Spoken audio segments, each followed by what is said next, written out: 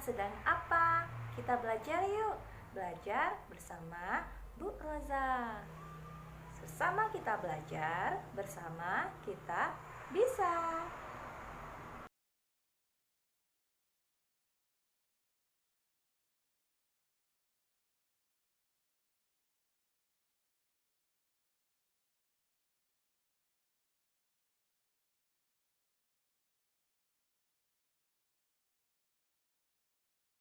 Anak-anak semua, hari ini kita akan belajar tema 1, selamatkan makhluk hidup.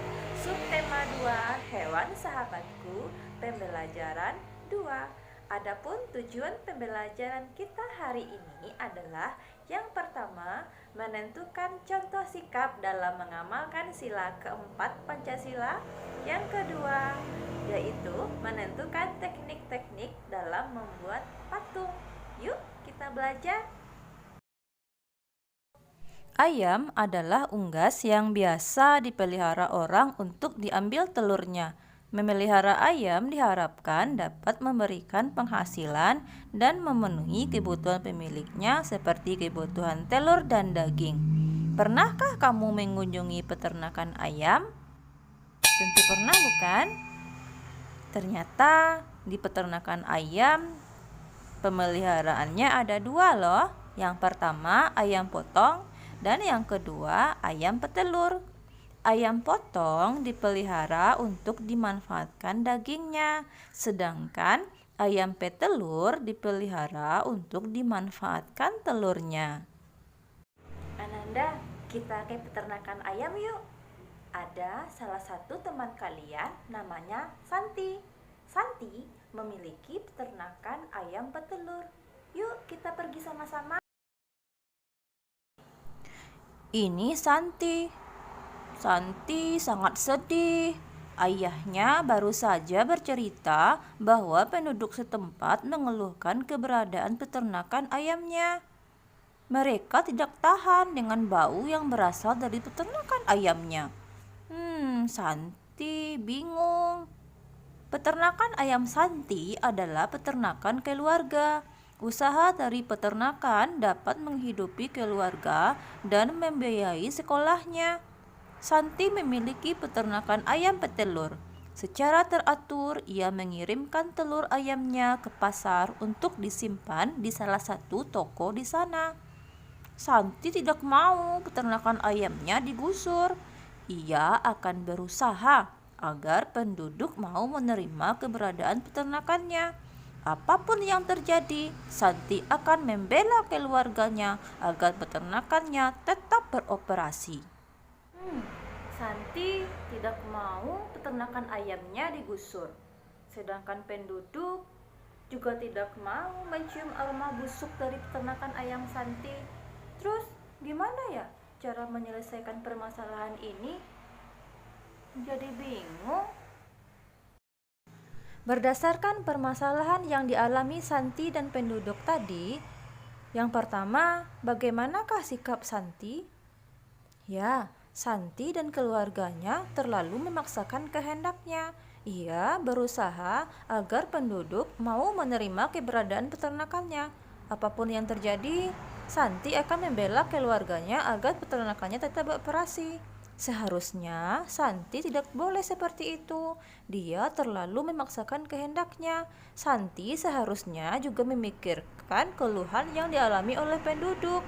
Bagaimanapun juga, peternakan ayamnya sudah mengganggu penduduk di sekitarnya. Bagaimanakah dengan sikap penduduk? Ya, penduduk juga tidak boleh asal menggusur saja peternakan Santi. Usaha dari peternakan itu dapat menghidupi keluarga dan membiayai sekolah Santi. Jika tidak ada peternakannya, bagaimana cara Santi untuk membiayai sekolahnya nanti? Nah, Ananda semua, permasalahan antara Santi dengan penduduk dapat diselesaikan dengan cara musyawarah. Apa sih itu musyawarah? Mau tahu jawabannya? Yuk kita cari tahu. Musyawarah adalah suatu upaya bersama dengan sikap rendah hati untuk memecahkan persoalan guna mengambil keputusan bersama dalam penyelesaian masalah. Musyawarah merupakan salah satu wujud dalam pengamalan sila keempat Pancasila. Masih ingat bunyi sila keempat? Ya, bunyinya adalah kerakyatan yang dipimpin oleh hikmat kebijaksanaan dalam permusyawaratan dan perwakilan. Jadi, permasalahan antara keluarga Santi dan penduduk dapat diselesaikan dengan jalan musyawarah. Keluarga Santi dan penduduk harus duduk bersama, bermusyawarah, menyelesaikan permasalahan bau busuk yang ditimbulkan oleh kandang ayam keluarga Santi. Keluarga Santi mestinya harus membersihkan kandang ayamnya supaya tidak menimbulkan bau busuk bagi pemukiman penduduk. Sedangkan penduduk mestinya menerima keberadaan kandang ayam Santi setelah keluarga Santi membersihkannya. Jadi, tidak ada yang dirugikan, bukan? Dan permasalahan selesai.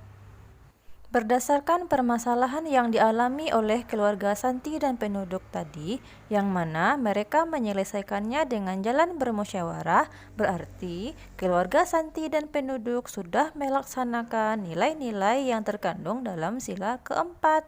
Berikut adalah contoh pelaksanaan sila keempat. Yang pertama, tidak memaksakan keinginan kepada orang lain yang tentunya akan merugikan orang lain tersebut. Yang kedua, bermusyawarah. Jadi segala permasalahan dapat diselesaikan dengan jalan bermusyawarah untuk mencapai kata mufakat. Yang ketiga, mengutamakan kepentingan orang banyak. Dan yang keempat, menjalankan keputusan yang telah disepakati bersama secara bertanggung jawab. Nah, Ananda sampai di sini sudah mengerti bukan mengenai pelaksanaan dari nilai-nilai sila keempat Pancasila? Ayam selain dimanfaatkan telur dan dagingnya, ternyata juga menjadi sumber inspirasi dalam membuat patung. Patung merupakan seni kerajinan Indonesia sejak dahulu. Ada berbagai macam teknik untuk membuat patung. Yang pertama, teknik membutsir. Teknik membutsir adalah teknik membuat patung dengan cara memijit, menambah, atau mengurangi bahan yang dibentuk. Adapun alat yang dibutuhkan adalah butsir atau pisau sudit.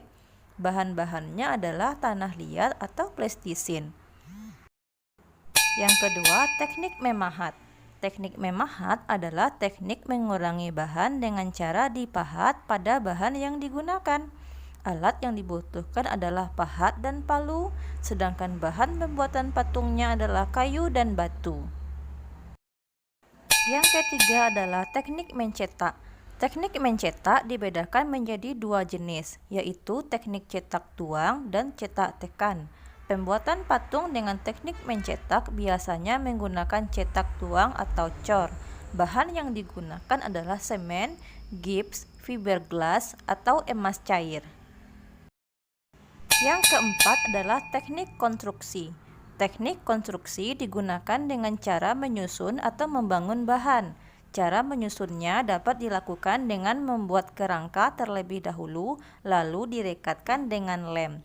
Alat yang dibutuhkan adalah rangka bangunan atau meja putar, sedangkan bahannya adalah tanah liat, plestisin, semen, atau gips. Nah, sampai di sini sudah mengerti bukan? Mari kita simpulkan pelajaran hari ini.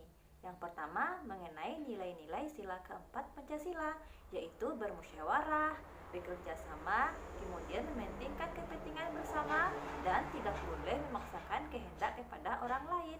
Dan yang kedua, ada berapa macam teknik dalam membuat patung.